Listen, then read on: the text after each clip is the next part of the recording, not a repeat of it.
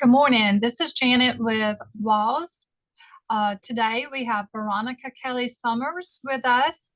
She is the Visitor Service Manager for over 15 years of experience in protecting national resources and connecting people with nature. She holds a bachelor's and a master's degree in forestry from Southern Illinois University with a focus on forest recreation and wildlife habitat management. Her career with the U.S. Fish and Wildlife Service has taken her to 8 national wildlife refuges. Right now, she is stationed at the Okefenokee National Wildlife Refuge in Georgia. She works closely with staff and partners to provide leadership and strategic direction for the Visitor Services Program, including managing visitor facilities and recreational opportunities from camping, boating, education, events, outreach, hunting, fishing, managing volunteers, and much, much more. So let's welcome Veronica.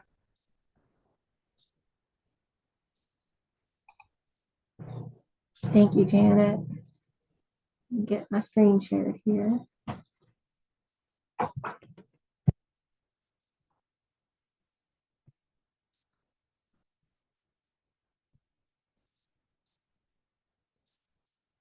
Does that look good? Okay. Just apologizing for the plastic water bottle. The water at my house is not that great. So it's great to be here today. Thank you for inviting us out. And I'm going to tell you all about Okefenokee National Wildlife Refuge. And we will go ahead and get started here. So I'll tell you about the refuge, places to go, things to do, and then we'll have time for questions here at the end. So Okefenokee National Wildlife Refuge is part of the U.S. Fish and Wildlife Service. We protect over 850 million acres of lands and water. So you can see the map on the right-hand side. Everything in red there is a national wildlife refuge or land protected through the U.S. Fish and Wildlife Service through the refuge system. So not all of them are called national wildlife refuges. There's some interesting ones out there like conservation areas and things like that. But the mission of the Fish and Wildlife Service, it both starts and ends with people. So working with others to conserve, protect, and enhance fish, wildlife, and plants and their habitats for the continuing benefit of the American people. So wildlife conservation drives what we do, but we're also there for people too. So what makes national wildlife refuges special and what's the difference? Because we hear, park or state area and things like that. But the big difference here, and I wanted to give the example of like Fish and Wildlife Service versus National Park Service, both are administered by the Department of the Interior. National Wildlife Refuges, as I said, drives everything we like. Wildlife conservation drives everything from why we're established to resource management to the recreation activities offered. It is all based on wildlife, so wildlife dependent recreation. And then national parks focus on preserving natural and cultural resources for the public. And why do we do what we do? Nature benefits everybody. People can't care about what they don't know about. And being able to connect people to nature is just something really special. And just a shameless plug here, that's my niece. And right before she was getting yelled at for having the monarch on her finger. So, but yeah, National Wildlife Refuges are really fun places for both people and wildlife. And Okefenokee National Wildlife Refuge is the land of the trembling earth. And I'll get a little more into that a little bit more here in a minute. But the refuge was established in 1937. It's over 400,000 acres. That means 4.5 Atlantas could actually fit into the refuge. Okefenokee is larger than most cities in the United States. There's a few like combined cities out there, but there's only one city in the whole US that's actually larger than Okefenokee, and that's Houston, Texas. So it's hard to kind of grasp the vastness of the refuge because it's flat. So you don't get the sweeping landscape views or mountains or anything like that. It's a swamp. So I've been told bird's eye view is the best way to actually grasp how massive that the refuge is. There are 4 different ways that people can enter the area, and we will talk about that starting on the next slide. So On the east side of the refuge, there's the Suwannee Canal Recreation Area, and that is south of Folkestone. And that's where the U.S. Fish and Wildlife Service office is. And there's also the Richard S. Bolton Visitor Center, Okefenokee Adventures, which is the official concessionaire for the U.S. Fish and Wildlife Service here at Okefenokee. And then we also have a driving tour, an old homestead, boardwalk, several hiking trails, lots of things to do from this entrance. So right next to the Richard S. Bolton Visitor Center is Okefenokee Adventures, and they rent canoes and kayaks and john boats and bikes. They do guided boat tours. They have a cafe there on site. That's something very unique for a National Wildlife Refuge. And they also offer extended overnight excursions, so actually getting you out into the swamp overnight. And then our partners up on the north end is Okefenokee Swamp Park. They also do boat tours and kayak tours. You can take a train ride. See lots of exhibits, and then there is trails there, live wildlife shows, a homestead, picnic areas, and more.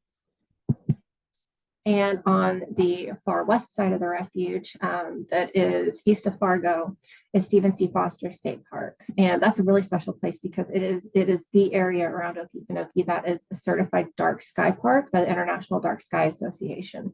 And they offer other recreational activities like camping. They have cottages, they have tent sites, boat ramps, paddling, photography, like all kinds of fun things to do over at Stephen C. Foster also. And that is kind of like the western gateway into Okefenokee National Wildlife Refuge. So how did the swamp form? Why are we here? So scientists think that about 5 million years ago that the ocean covered this whole area of southeast Georgia, and it formed as it rising and falling of the sea levels over the years. It formed barrier islands in this area, and it left a place called Trail Ridge, and that kind of is the eastern, it's kind of like an eastern edge of a bowl to the refuge, and it kind of left an indention in the ground.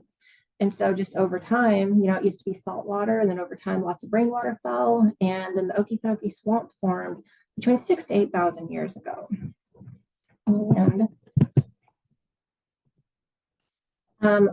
around 5,000 years ago, so about 2,500 BC is about the time that it was first inhabited. There were seasonal camps over a couple thousand years. Some of the earlier cultures were the Deptford and Swift Creek culture, Weedon Island, and more. In the early 1800s, with the Treaty of Fort Jackson, the Muskogee Nation ceded about 22 million acres of land, and that is a lot of the state of Georgia. And so that land used to cover where Okefenokee is. And then by 1850, pretty much only stories and mounds and artifacts and several names on the map remained. Okefenokee in the 1700s and 1800s. So Traders Hill was the first community that was established around here. And then through the 1800s, it really started growing. First railroads and farms and cabins, and there was even fire management back in the early 1800s. And then industry arrived. So the Suwannee Canal Company formed in the 1890s. And it's just wild to think about over 200,000 acres that were bought from the state of Georgia for 26.5 cents an acre. They wanted to drain the swamp for farming and timber and crops. They dug on the east side, about 11 and a half miles in, and they ended up going bankrupt because of the water that kept flowing into the swamp, and it was flowing into the swamp because of Trail Ridge. It just kept backfilling and backfilling. And after the Suwannee Canal Company, the Hubbard Cypress Company came in, and they also wanted to log the area, but they did a little more research, and they actually laid like narrow gauge railroad track down and made their way out into the swamp. And they did actual tree surveys and were able to remove a lot of lumber that way. So Billy's Island, during this time, there's about 600 people that lived on this island out in the middle of the swamp. They even had a school, a church, a movie theater, and then this whole network of tram roads that were just transportation in and out of the swamp. And then by 1927, over 423 million board feet of old growth cypress and pine trees had been removed. And so me as a forestry major, I would love to see all those big old trees, but they'll come back eventually.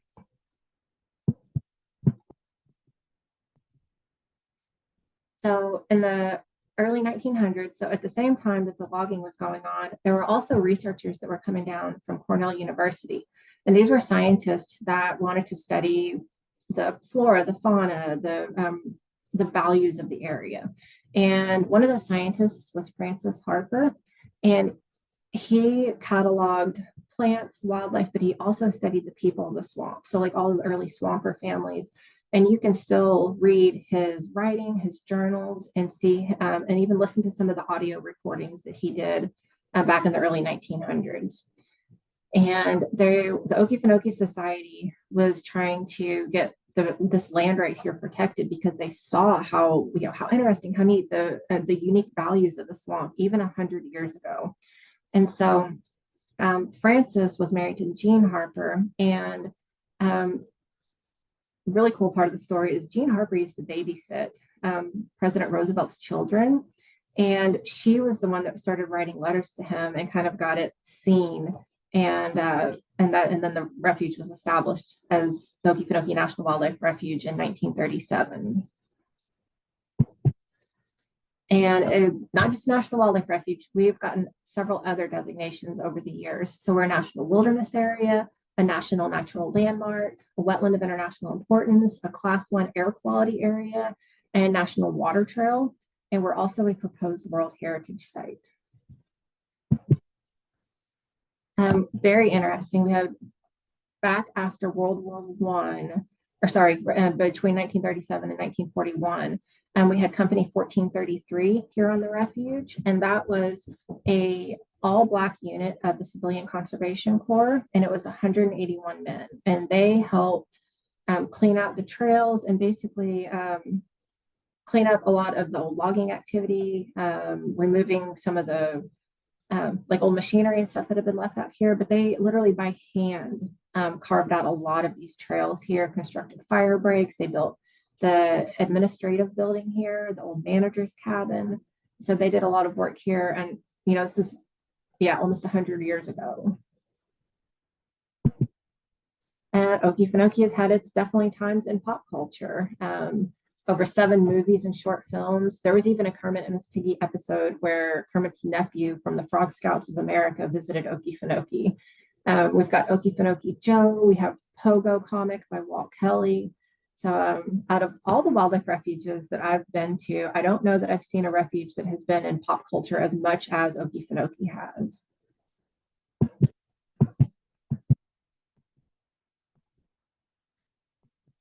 So what makes Okefenokee so unique? So one of the things that I really love saying, it is the largest and best preserved wetland and largest blackwater swamp, not only in North America, but in the temperate zone of the world. So the temperate zone is like, it's not like down to the equator. It's not where it gets too cold. It's kind of, somebody said it was the Goldilocks zone. It's just right. It's not too hot, not too cold. It is an intact ecosystem. So I have worked in other areas of the country that the ecosystem wasn't as good. I moved to Okefenokee and I just absolutely amazed at the lack of invasive species. This is a natural intact ecosystem that, it's the same as it would have been hundreds of thousands of years ago. So this is kind of like this is how wetland management should be. It's like an example. It's like it's just how it should be. We also have upland species, longleaf pine, and that's a species that's in trouble here in the Southeast. And then we are the headwaters of 2 rivers that run into 2 different big, huge bodies of water, the Suwannee River and the St. Mary's River. And we talked earlier that Okefenokee is land of the trembling earth. So that is because there is a lot of peat in the refuge. So what is peat? And the most easy way that I found to explain it is whenever the plants die, the seasons pass, grasses, leaves, and branches fall down into the water of the swamp. The swamp has really warm water, and warm water means less oxygen and less decay.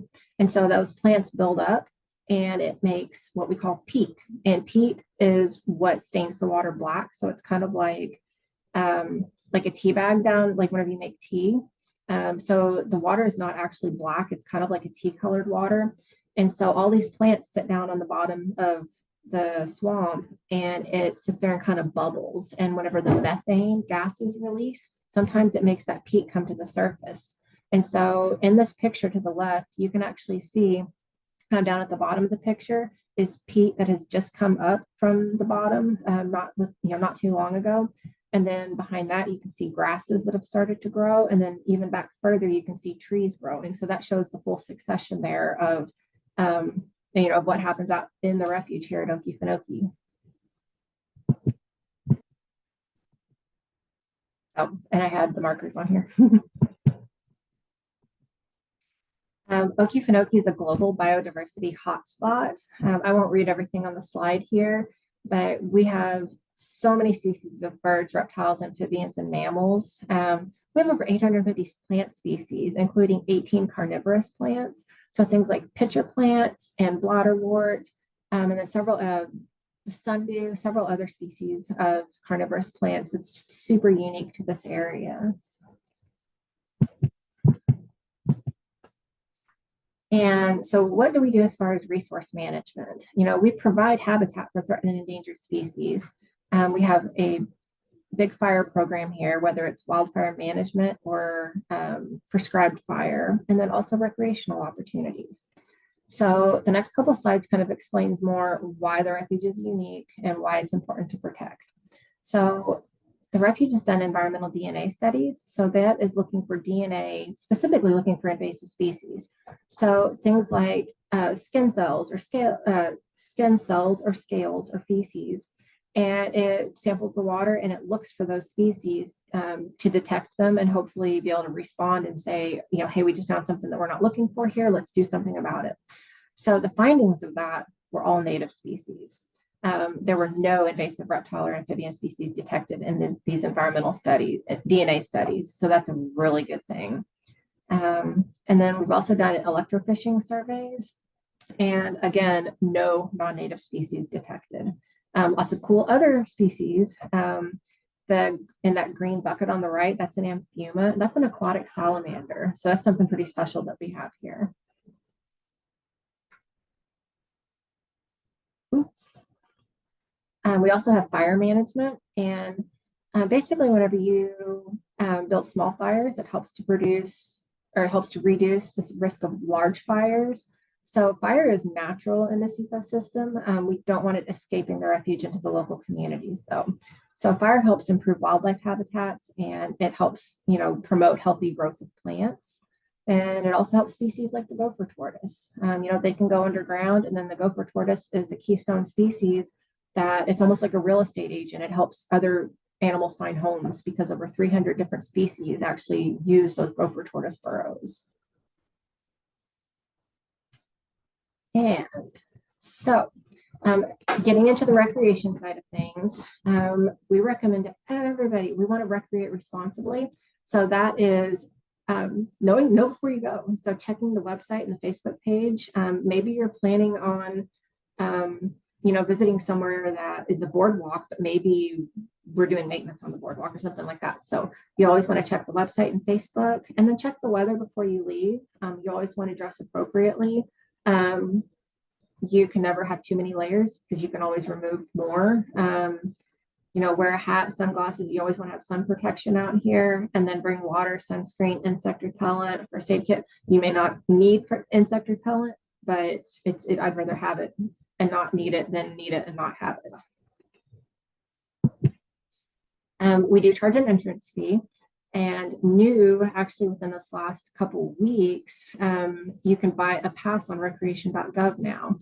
So that QR code on the screen takes you straight to recreation.gov, and you can buy a refuge pass sitting, just from the convenience of the couch at your house. So we have a daily pass, which, big secret, it's actually good for a week. So $5 for a weekly pass. Then a $15 annual pass and a $25 duck stamp. So duck stamps is what waterfowl hunters have to hunt here in the US. And if you have a duck stamp, 98 cents out of every duck stamp dollar goes back into purchasing or helping out with wetland habitat, which helps out with national wildlife refuges. So that also works as a pass into national wildlife refuges. We participate in the America the Beautiful program out here for interagency passes. So there's pretty much a pass for everyone. There's annual passes available, and that's, like me, if I was going to go travel and go visit like a whole bunch of national wildlife refuges and national parks, then I would want to get an annual pass because that's going to help save me money. The senior pass covers, these all cover entrance fees, but some of them do a little bit more here and there. Like senior passes also take 50% off your camping fees at all campgrounds ran by the federal government.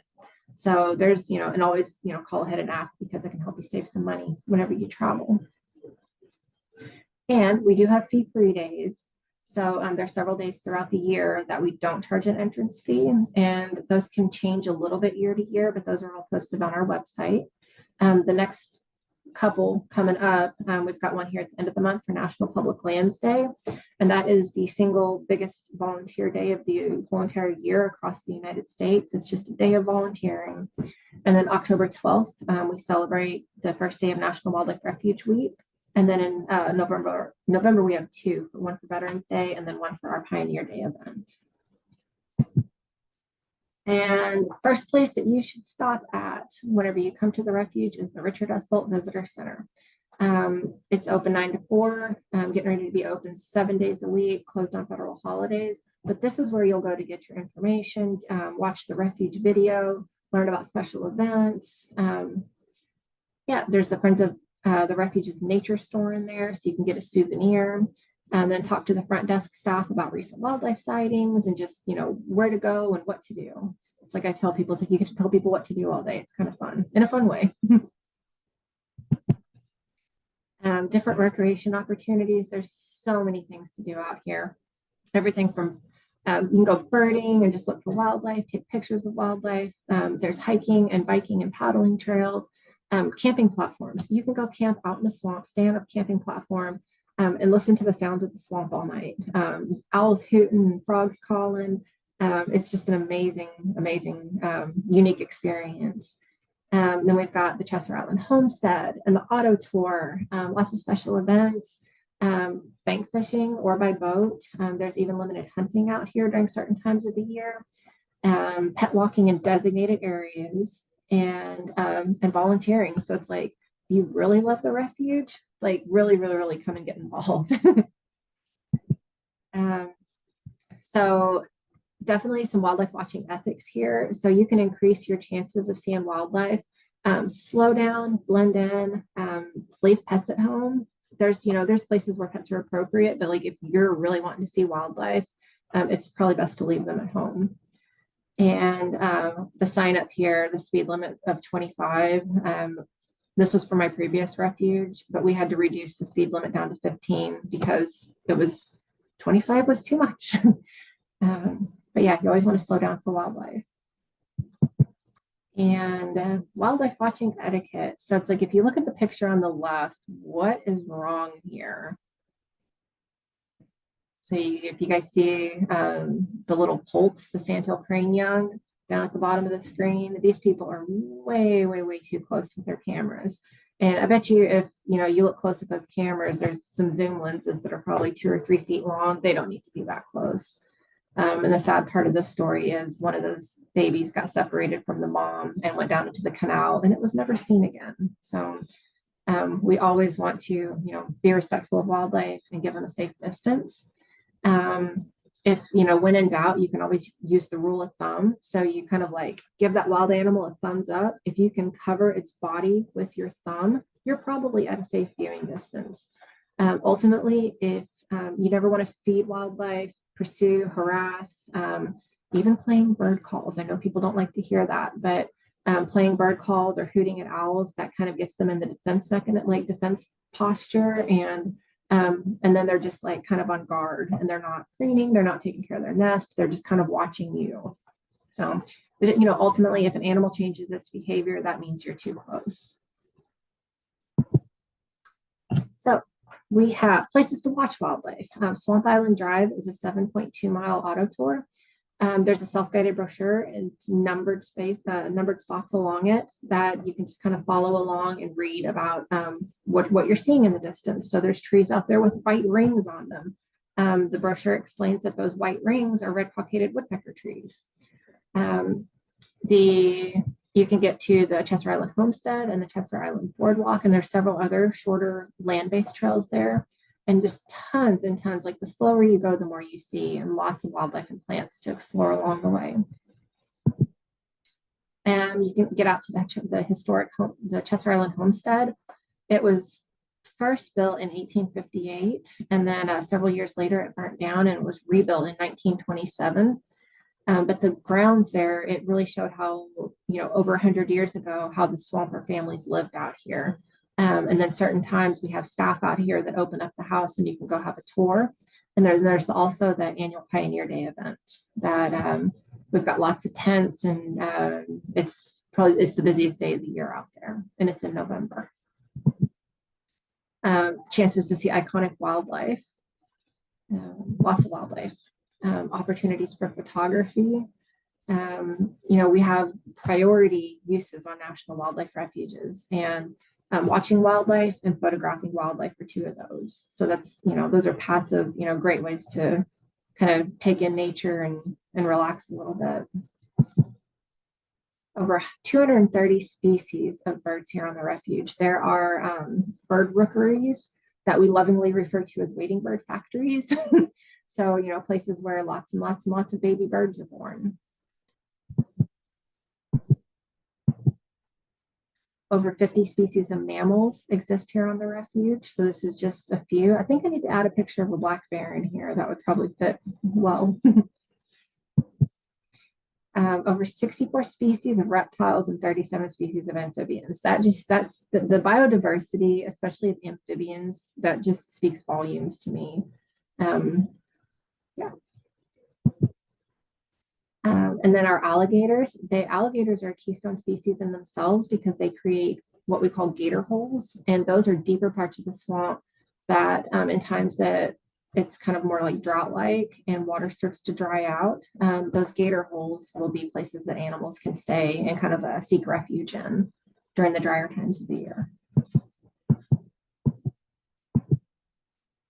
So, places to go camp. So there's a little overview picture of some of the trails, and then one of the platforms, and then a close-up of one of the platforms there on the left. But the camping is by reservation only. We take reservations Tuesdays to Thursdays, 7 a.m. to 10 a.m. We still have a phone line reservation system. So all of the camping sites are paddle in, so you would need to bring your own canoe or kayak. There's 8 or 9 platforms and 2 islands. It's $15 per person per night. And then different times of the year, there's different, like March and April, you can do up to 2 nights, and the rest of the year it's up to 4 nights. And there's over 120 miles of paddling trails, and we will look at that on this next slide here. So there are colored trails on the map. So the pink trail, the orange trail, the green trail, the red trail, that adds up to over 120 miles of water trails. There is also upland trails over by the main entrance there on the eastern side, and a lot of those trails are either down by the boat basin or along the wildlife drives. We have limited hunting opportunities here at the refuge. Suwannee Canal Recreation Area has a deer hunt that's coming up in a little over a month. And then the Cow House unit has archery deer hunting, and then and also small mammal. And then the pocket unit is over by Stephen C. Foster, and that has archery deer hunting. The smallest fish in the world. We allow fishing, both bank fishing and fishing by boat by state and federal regulations. So basically just fishing license requirement by the state. There is a fishing guide available. That information is on our website. And as far as boating goes, there is, let me get to the next slide here, maybe. So there's motorized and non-motorized boating, but there's a 10 horsepower limit on the boat motors. So if you are going to go fishing, just make sure that your boat motor doesn't exceed 10 horsepower. And the motors are only allowed in designated areas. So about 87% of Okefenokee National Wildlife Refuge is a wilderness area. So that normally means it's non-motorized only, but motorized was grandfathered in. We do not allow airboats or jet skis or paddle boards. It's either destructive to the habitat or just dangerous to the visitor for those. And then you do have to stay on the designated trails and sign in and sign out at all of the boat ramps. Special events. So we have Family Fishing Day in June. National Public Lands Day is the one that's coming up here at the end of this month. We go off refuge and go have fun at the Okefenokee Festival in Folkestone in mid-October. Pioneer Day is in November, and then we have other small events throughout the year, like BioBlitz events, where you can go out and use iNaturalist to count any number of species. It could be dragonflies, or it could be all wildlife. And the Walk for the Wild event last year, which is featured in the left-hand side, everybody was encouraged to dress up as your favorite animal. We ended up with headbands of our animals. It worked. And then, so how do you get involved? Like I said, we love volunteers, and we have a pretty good volunteer program here, but we always welcome more people. Kind of back to the little, you can't care about what you don't know about. So it's like, if you think in the least bit that you might be interested in learning more about the refuge or helping out, we can always use the extra help around here. Volunteers are kind of like the glue that helps the refuge stick together. We all work together towards a similar goal. You could work at the visitor center front desk, help out maintenance. You could even get on a mower and go mow. That's what I want to do when I retire, is just put me on a mower. And then there's also RV volunteers. So we have like RV pads, and we offer those for a certain number of hours of volunteering a week. And we have lots of partners. I feel like the slide does not do justice for all of our partners. It could probably just be like text lists in tiny font in this whole page.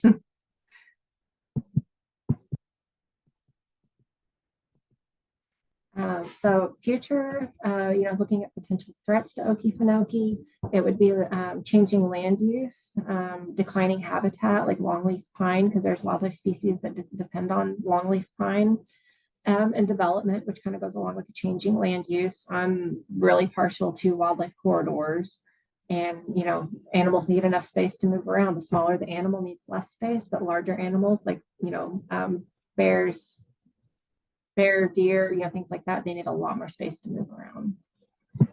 And so what's new and what's next? I know that we're, way past December of last year, but we had the minor expansion proposal last year, and that was approved in December of 24. We are on the road to becoming a World Heritage Site. The next steps, we should hopefully have an answer in spring of next year. And then some of the best news ever was the Conservation Fund purchasing almost 8,000 acres of land in the mineral rights from Twin Pines Minerals for $60 million just a couple months ago. And that ended the threat of mining on the southeast corner of the refuge. So that was a really good thing. And we are to the end here. So does anybody have any questions?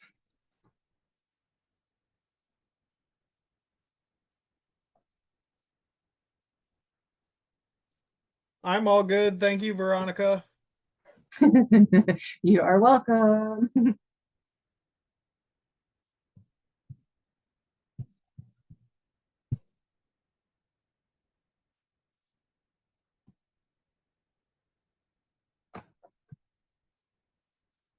I know that was a lot. That was a lot. Thank you so much for coming and spending your time and sharing your knowledge and your passion with us. That last slide that you put up where the Okefenokee is about to become part of the World Heritage something. Tell us a little bit more about that. What exactly is that? What does that mean? So World Heritage Site status, there's a lot that goes into that, but whenever, if we become a World Heritage Site, that shows the uniqueness and importance of Okefenokee to the world. So it would help boost tourism here in Georgia. So we would be the first National Wildlife Refuge in the U.S. Fish and Wildlife Service to become a World Heritage Site, and we would also be the first World Heritage Site in the state of Georgia. So it just tells the world how important and unique this landscape is, the ecosystems. Just yeah, I could I could totally cheese out about it going, but like yeah, and some of the biodiversity slides, like all the numbers and the percents and everything like that. It's like that's from gathering that data from the World Heritage Site, like not application, but like the dossier book.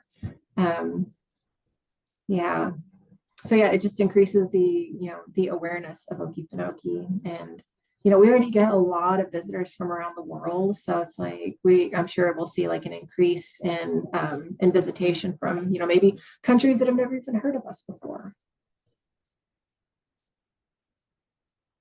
Does that come with additional federal funding? I don't think so. No, no. I wish. But maybe, it's like the entrance fees. A lot of people ask why we charge an entrance fee. So maybe it'll be more visitors coming in and paying an entrance fee, and that money stays here on the refuge. A lot of people say, well, I pay tax dollars. Why do I have to pay an entrance fee? And it's like, well, Congress recognized that tax dollars aren't enough to sustain and maintain all of these public lands. So they gave us permission to charge an entrance fee. So, maybe that's a positive there. But yeah, just more people, knowing and caring and seeing how amazing Okefenokee National Wildlife Refuge is. Well, we have lots of time. Do you happen to have some pictures on your computer related to that Pioneer Day you were talking about? Sure, I can dig. And I see Vicki posted, she has a question. You can just jump in. I do. I have a question. I've been watching the World Heritage side and wondering when the decision was going to be made. And I heard you say the spring of 26. And I know a lot of people don't really understand what that means and the significance. I do have a question about the Okmulgee National Park Initiative.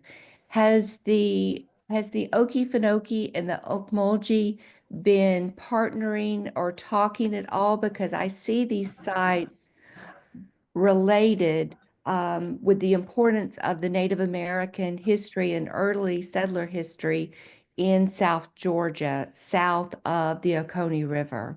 So I'm wondering, is there a partnership between the two entities?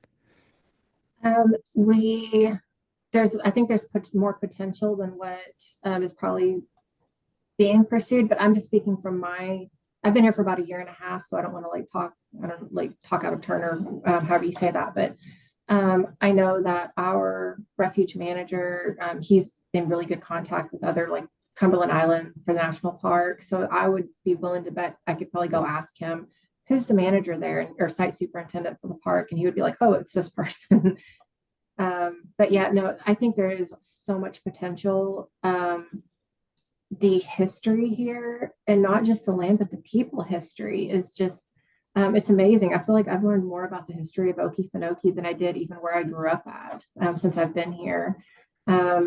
Just, not just the very uniqueness of the settlers that came in and settled around the swamp, but the people that were here before that. We have mounds out here on the refuge, and you don't just assume that those were the last tribe that was here. It was several tribes ago. And so, yeah, there's so much history here, and I have a whole lot more to learn too. Okay. Yeah, I just published my thesis, and a large part of it has to do with the Okefenokee and the area surrounding the swamp and the importance. I've also read Megan Cake Nelson's book that I believe you have for sale in the gift shop. Her PhD work does go in much deeper waters. And I'm wondering if she has also kept a connection with what's going on with the World Heritage site. I believe she's somewhere in the New England area, but are you familiar with Dr. Nelson? I'm And her, familiar with I'm familiar with the name. I think that the refuge manager, he is a people person. So I feel like, well, I am too, but so that might be somebody that he's made a connection with. okay. But Okay. congratulations on your thesis. That's exciting. Oh, thank you. Well, and if he's spoken with that person, I would love to make contact because I plan to, continue my research. There's a lot more going on. If you can connect with me, I can get you connected with him too. If there's if he can help out in any way, he loves the history of the refuge area, the whole Okefenokee area also. It's like it's contagious around here. Oh yeah, there's my email. So please share it. I'm gonna copy that.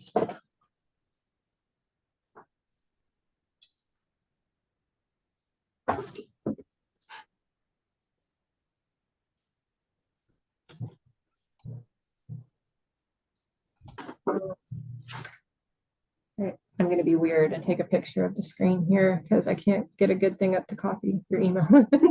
Hey, I've Okay. taken a few pictures, screenshots along this Yep. presentation. Thank you. Isn't that that's so handy?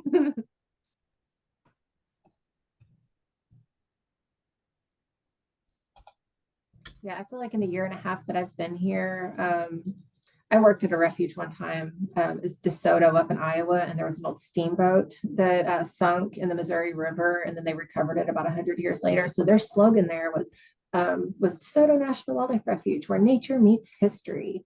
And it's like Okefenokee can just latch right onto that too, because there's so much history here, and I feel like I'm just chipping away at the edge, and there's so much more to learn. I know there's so many books that have been written about Okefenokee, and yeah, the first book I read when I moved here, and it was actually between us.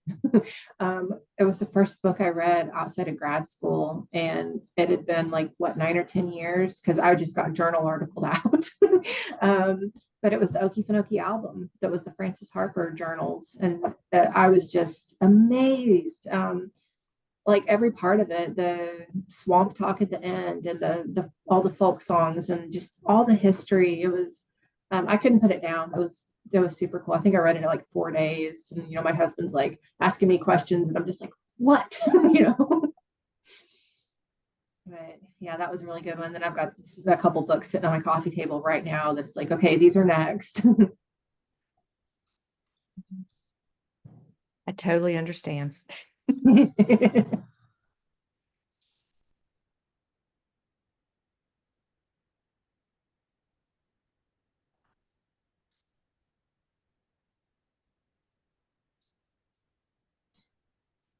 Well, here, let me put my email address in the chat box too, just so it's there. And, I can hang on here if, a question pops up.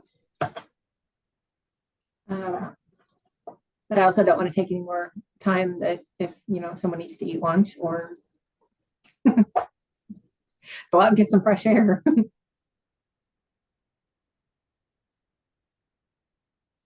Thank you so much for being here with us today. We appreciate your time and your knowledge. Thank you. Thanks for having me. Any other questions before we wrap up for today? I don't. Stop.